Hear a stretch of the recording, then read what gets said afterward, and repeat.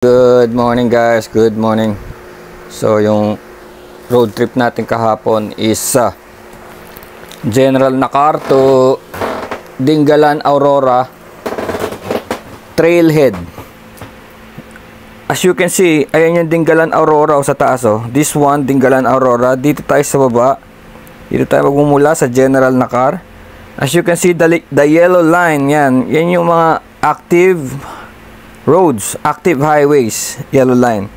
And as you can see here, pagitan ng General Nakar to Dingalan is walang road. Walang nagre-recognize na mapping company. Sa ngayon, yan.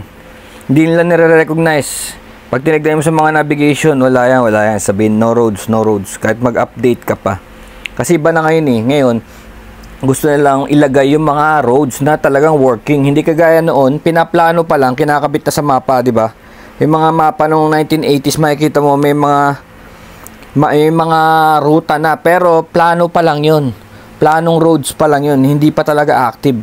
Pero ngayon tinanggal na nila yun. Ngayon, pagka hindi siya active road, hindi na nila ilalagay dun sa mga mapping nila. Kasi nga, madalas 'di ba sinisisi natin yung mga mapping. Ba't mo kami dinala dito? Ba't mo na dinala dito, 'di ba? Panayang ganun, 'di ba? Pinasok mo ko dito, hindi naman pala active road. Makikita mo 'yun sa mga vlogger eh. Sinusundan nila yung mga navigation nila, Google Earth, ganyan, Waze, sasabihin nila hindi active. So nagagalit sila, tinatanggalan nila 'yun. Ito nga pa lang sa right side is the Pacific Ocean. Ang katapat is the Polillo Islands. Now, this is the eastern part of Manila, Luzon. There's the Manila, eastern part ito. So ito yung tatargetin nating daanan, pero sa ngayon ang balak ko is 50 kilometers muna. 50 kilometers, which is halfway dito sa may gitna yun. So yun ang target natin. Yung mga videos natin inabot ng 128 gig. Ina-upload ko piece by piece, 17 minutes interval. Raw kasi wala namang mali eh. Ang ganda panoorin eh. It's a raw, wala na siyang editing, wala na siyang background music. Kung ano ang nangyari, yun ang nilalagay namin sa Pinoy Adventure Rider. Yung tunay na tunay. Walang sugar coat kasi ayaw namin nagsusugar coat kasi minsan baka umaasa kayo na napakaganda o napakadelikado. Minsan kasi sa mga video, yung mga creator, kung saan nila gustong dalhin eh. Kung gusto nilang maging nakakatakot o kung gusto nilang maging exciting o gusto nilang kunwari may mga haharang sa iyo, 'di ba? May mga cannibals, doon nila nilalagay yung kwento nila kung saan nila gusto eh. Kasi minsan papasok sila boring. O kaya minsan 10% pa lang pinasok nila, sasabihin nila nakuha na nila. Sasabihin nila nakalusot na sila. For the views, 'di ba? For the views, sabihin nila nakalusot na kami. O astig-astigin, di ba? Ang ganda ng dating. Astig, nakarating. Na-conquer tong area na to. Pero kami hindi ganun. Hindi ganun. Pagka delikado kayo, sasabihin namin kaagad delikado. Pero as you kasi pumasok kami dito, dumaan kami sa tourism office ng General Nakar. Pinapunta kami doon. Kasi nakita ko din yun sa isang vlogger. Sabi niya, pinapunta daw siya doon. Tapos, pinakukuha ng guide. Pinakukuha siya ng guide. Pagka ito ay hanggang masanga point pa lang, which is the halfway point, 50 kilometers, kukuha ka ng guide. Ang halaga is 800. Isang guide na may motor. 800 yun. That's halfway point. Ang tawag niya doon is parang rough road rider lang. Hindi pa yung trail rider. Kasi obviously sinasabi nila yung another 50% which is the trail part. This is from na Masanga Point to Umiray Bridge. Umiray is already part of Aurora. So yung Umiray Bridge is the boundary. Yung kalahati ng bridge is Quezon and the kalahati is Aurora province. So yun ang boundary. Kaya yun yung mark point kung narating mo na, parang finish line talaga. So pagdating daw doon is double na. 1,600. Ang kukunin mo daw is trail rider. Meron na siyang trail bike na sarili niya. So yan latest yan, kahapon lang yan, 800 Alam niyo kung may pera kayo, sa totoo lang, kung talagang pinaghandaan nyo, kumuha na lang din kayo ng ganun. ng mga trail master, it's better, no? It's better na, lalo na kung lahat kayo baguhan.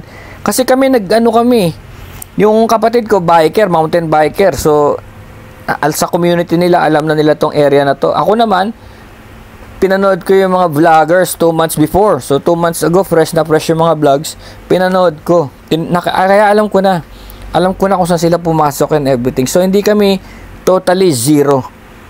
Pero syempre, kung kaya naman namin kami lang, kasi maraming picture, hindi kami kumuha. Kaya lang, pinapirma kami ng waiver. Pinapirma kami ng waiver ng General Nakar Tourism. So, ganun yun. Ang nangyari, tumuloy kami, wala kaming guide, no? So, tanong-tanong ako saan unang papasok eh. Pero yung kapatid ko, alam niyo eh. So, pag tinignan niyo yung video, obviously, okay naman siya. Ito, dito papasok, nakikita niyo yung welcome arc na yan. Pagtawid nyo rito sa Agus Bridge, papasok kayo rito sa welcome arc na merong gwardya and merong tourism guide. Tapos ito ang munisipyo eh. Ito, lalampas ka ng konti. Munisipyo. So dito, sa welcome, yan, kakaliwa ka dyan sana. Tapos dito sa Y, nakikita nyo yung Y, kanan ang kukunin nyo, kanan. So hindi pala pwedeng kaliwa. Kasi kaliwa, iba pa pala talaga pupuntahan niya. Iba talaga, ayun oh. Papunta lang siya sa ilog. Pero yung kanan, sa bagay, kung tatawid ka ng ilog, makakarating ka rin doon, ano? Ay, hindi. Dapat talaga kanan. So, kanan, yan, sa Y, kanan. Ayan. Makita nyo sa video, rough road dyan. Rough road. Yung kasi ginigrade to eh. Inaayos eh.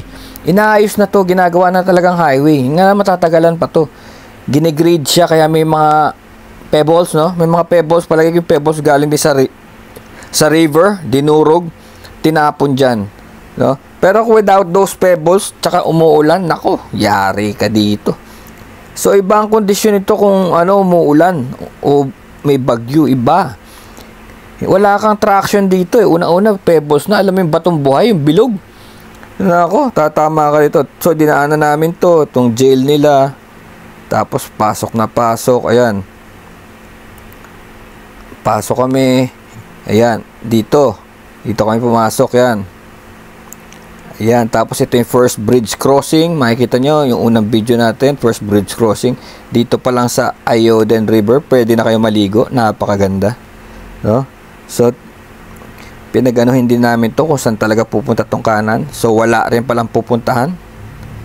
Papuntang dagat yung kanan. So, dapat talaga tatawid ng first bridge. Pasok, ayan. So yan, makikita nyo sa video natin, may mga trail riders na nakakasalubong. Pero yung mga trail rider na yun, medyo may kaya sila, no? Hindi sila actually galing sa munisipyo. May mga truck sila, may mga dala silang pickup. Sinasakay nila sa pickup yung mga trail bike nila. Somewhere in the 30th kilometer. Nakita namin yung mga pickup nila eh. Nasa 30th kilometer. Kasi siguro ayaw na rin nilang daanan yung pebble. Hindi magandang daanan yung pebble. Walang traction doon kahit sabi mo pang trail bike sa pebble. Kasi yung trail bike nila pang mud. Kahit yung mga tractor tires pang mud yun. So, ayan. Pasok kami dyan. Pasok. Malayo din eh. Kung titignan mo sa mapa pumasok na ng pumasok. Ito na yung sinasabi namin parang Vietnam view or Jurassic Park area. Kasi napaka-pristine ng jungle. Napaka hindi nagagalaw. Yung mga vines, silalaki ng braso.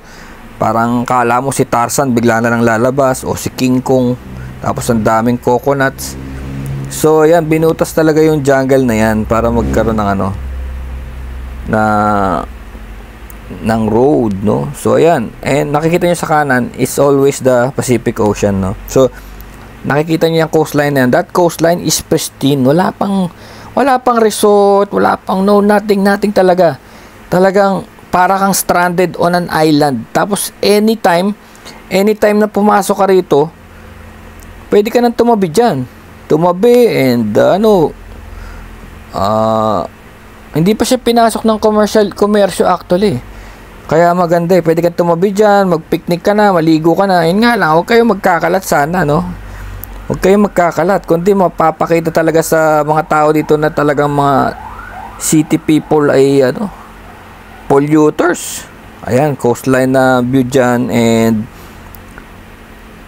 talagang makakalimutan mo yung problema mo for a while, no? Dahil basic na basic mga tao dito, basic na basic. Walang internet, walang kuryente. Basic na basic. Ayan, umabot kami dito sa Sablang andito, Sablang Basketball Court. Makikita nyo sa mga video natin yan. Tapos, Sablang Elementary. Ang nangyari nga rito, dapat titirahin ko to mag-isa kasi nga ayokong magsama dito ng mga tao. Dahil kasi, yung mga dati kong sinasama, wala pang 5 kilometro. Nako, Diyos ko po, puro reklamo na inaabot ko. Sasaktan daw motor, ganon, maputik. Sabi ko hindi talaga pwede. Tapos na yun, nagiging mainstay na yung mga kwento na yun, hindi na yun namamatay. Sasabihin dinala sa ganon, ganyan. So, gusto ko sana, ako lang muna mag-isa. Kaso yung brother ko, nagkaroon ng PG1. Kaya yun, tinitraining ko muna siya sa mga minor na bundok, ganun. Tapos, para handa siya dito. Kasi ang talagang problema naman dito yung traction, Kailangan magaling kang mag-handle ng bike mo at traction. Yung traction, sa iba-ibang terrain, no? Putik, bato, no? Tapos, kompleto kami sa mga tools and pagkain. May pagkain ako actually. Dami kong pagkain. Hindi ko mga pinakita sa mga kasama ko. May dala akong delata Nakalagay kaldereta, tuna, sardines, may tinapay, may kape, may lutuan. Kasi may isa pang kwento rito Meron kami gustong patunayan dito. Kaya kami nagpunta dito. Kasi may mga lingering stories dito na may mga naiipit daw sa loob, hindi makalabas, mga ganon. Inaabot ng 3 araw, nasiraan, no rescue, no nothing. 3 days. Imagine that, 3 days. Hindi na sila nabalikan, hindi na raw malaman kung nasan yung lugar. Hindi na na-rescue. Ang tumulong dun sa isang taong yon is a group of trail bikers. 7 sila. Kasi na-stranded sa loob yung isang motor, nasira. Wala silang tools, hindi maayos. Hindi nila naayos. So, nangyari, yung driver na yon nung motor na nasiraan, naiwan siya doon, naiwan siya doon sa motor niya. Tapos, umalis yung mga kasama niya for the promise na babalik agad. Kaya lang sa sobrang hirap nga nung trail, paglabas na nung mga kasama nila, doon sa trail, which is, for heaven knows, 50 kilometers or 70 kilometers inward, no, jungle. Nung nakalabas yung pagod na pagod, di nakatulog. So, lumipas yung second day, naiwan yung kasama nila sa jungle nang hindi sila nag-mount ng rescue or rapid comeback. Hindi sila bumalik kaagad kasi pagod na nga, nakatulog sila. So, nakatulog sila ng a good 8 hours, 10 hours. Paggising nila, may tao pala tayo rin sa bundok. Binalikan nila. Nung time na binalikan nila, motor na lang nandun, wala na yung tao. Kasi pala, yung tao, nagutom. Naglakad siya, naghanap siya ng pagkain sa pali-paligid. Napakasama nung lugar siguro na pinagsiraan niya na wala palang tao. Hindi kagaya ngayon kasi siguro mga 5 years or more yung kwento na yun, no? Tapos motor lang. At itong kwento, sabi ng mga kasama niya, hindi siya nakita yung motor lang, inayos yung motor. So, ibig sabihin yung motor is running na sana yung motor. Kung in-start lang nung may-ari. Kaso nowhere to be found yung may-ari. Dumating na naman yung gabi. Second day. Natulog siya sa tabi ng motor. Sa tabi ng mga halaman. No, wala silang dala Wala silang pagkain. Wala silang tubig. Wala silang tools. Walang ilaw. Walang panghatak. No? Tapos nakahiga lang yung motor sa tabi ng trail. Tapos nung time na yun, depende sa panahon. Kita mo naman, Sabado ngayong pumasok kami, bihira pa rin yung dumadaan. Sabado na yun this is under construction. Siguro 5 years ago, hindi pa rapid yung construction. So, pwedeng wala talagang dadaan. So, nangyari, second day, gutom na gutom, nag-hallucinate na yung rider. Yung rider, nag-hallucinate na. Dumaan sa kanya mga 7 trail bikers. Kagaya nung nakita natin sa mga video ko, maraming dumadang trail bikers na groups of 7 din. Ganon, di ba? Marami sila. Hindi sila titira ng solo-solo. So, ganon, kinuha siya. Naiwan yung motor, kinuha siya. Sa sobrang gutom daw niya at sobrang pagod, kasi ganito raw yun, the second night before, may nagpuputukan daw, may nagbabarilan, may naghahabulan. Di ko alam kung kailan time na yun, may nagbabarilan daw. Parang Armalite, ganun, naghahabulan sa jungle gabi. Takot na takot daw siya, hindi rin siya nakatulog. That was the second night, no? So, nung kinuha na siya ng mga trail rider, dinala siya sa Dingalan. Sobrang putik nga. Trail na nga, hindi pwede ang may angkas eh. Hindi pwede, masyado mabigat yung motor. So, nangyari, natumba yung motor, pumasok yung paa niya sa rayos nung rear wheel nung motocross. Pumasok. At mind you, ang attire niya ay leather shoes. Leather shoe. Ang dala niya, leather shoe. Hindi siya nakapang riding boots. Leather shoe. Pumasok yung paa niya, nalaplap yung talampakan niya, nalaplap, natanggal yung talampakan ng paa niya. So, dugo ng dugo. Tawag dito, puti na nga daw eh. Ayoko maging kadiri, no? Pero hindi na ako didiri. Pero puti daw, tapos ayun, yun ang kwento. Napunta siya sa ospital. So, hinanap-hanap siya. Nagsumbong na nga sa pulis. Hinanap-hanap siya. Hindi siya makita kasi nasa ospital na pala siya. At kinuha na pala siya nung trail rider, no? So, walang nakakalam. Kaya inabot siya ng ganung katagal. Nawawala siya. Missing. Nireport na siya sa pulis. So, yun yung kwentong yun na gusto naming i-break. Na nagkakaroon ng idea na delikado nitong lugar na to at napaka-impenetrable, ganun ang mga kwento. Kaya kami nandito para i-break yun. So, yung mga video namin, yun na magbe-break ng mga ganong. So, nandito na tayo sa 50% point, Masanga, no? Masanga point, no? So, ang next time na gagawin namin is pupunta kami sa Dingalan. Hindi namin titirahin to dito kasi dumaan kami kay Jariel. Jariel Speak. Si Ariel, evangelista. Dumaan kami. Nagtitrail siya dito. Halos kapitbahay lang niya to eh. Dahil magsaysayin pantas siya. Ito, General Nakar. Sabi ko, tignan mo yung bike namin, naka-tractor tire. Papasok yan? Hindi daw. That's coming from Jariel, no? Naka-tractor tire na kami, naka-PG1 kami. PG1, ako naman, naka-Rouser na 135 na naka-tractor tire. Tapos, yung isa, naka-street tire, dual sport, pero Kiwi 152. Kiwi 152, ako Rouser 135. Si PG1 naman is 115, no? Pero naka-tractor tire din yun, mga Nabi tire. Hindi raw papasok. So, ang gagawin namin, pupunta kami sa kabila, sa Dingalan side, tapos, papasukin namin yung Masanga. Kasi naabot na namin yung Masanga eh. So, from the other side kami manggagaling, titignan namin kung hanggang saan kami makakapunta.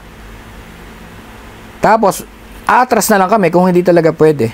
So, that's safer, di ba? That's mas safe talaga yung ganong style. So, ang target namin dito is not actually General Nakar. From the other side, kundi yung Masanga point na lang. So, that's 50 kilometer. So, yun na lang ang target namin by Dingalan Bay. Dito kami dadaan sa Dingalan Bay. Ayan. Kasi tignan mo naman, via Dingalan Bay, meron na ring mga Coastal Cove, Carino Beach, ayan, Pacific Bodies, Ibona. Ito, napaka-critical nitong Ibona. Dito rin yun sa DRT. Natin. Dito tayo dadaan papuntang DRT. Ayan niya. So, papasok tayo dyan. Di ba? So, itong Ibona. So, dito tayo dadaan. Pipilitin nating marating yun. Titingnan natin yung troublesome spots. As you can see, meron na rin, Popper Isle Resort. So, that's a different approach, di ba? Different approach kasi sa kabila na tayo. Pag nakita na natin yung troublesome spot, di na tayo tutuloy. So, at least, hindi na natin kailangan magpa-rescue ba? Hindi na natin kailangan magpa-rescue kasi from the other side, kung pumasok tayo doon, tas 80 kilometers in na tayo, ang layo na natin para bumalik pa ng Nakar, General Nakar. Hindi kagaya dito, pag tayo nagkaroon ng trouble dito, aatras na lang tayo. Diba? 30 kilometers in, nagka-problema, atras, diba? So, walang rescue mangyayari, walang delikado. Hindi kagaya nung napabalita. So, yan. Ito yung tinatawag ng jump po. Nako, Diyos ko po. Ito na nga yata yun. Mukhang dito yung no man's land. Ito. Kasi wala na talaga. Nawala na yung mga ano. Nawala na yung mga resort. Wala na resort. Dito yun. Ito. Dito sa area na to. Dito magkaka-problema talaga. Ito. Okay, we'll see. That's the next episode. Tignan natin. Peace, brothers.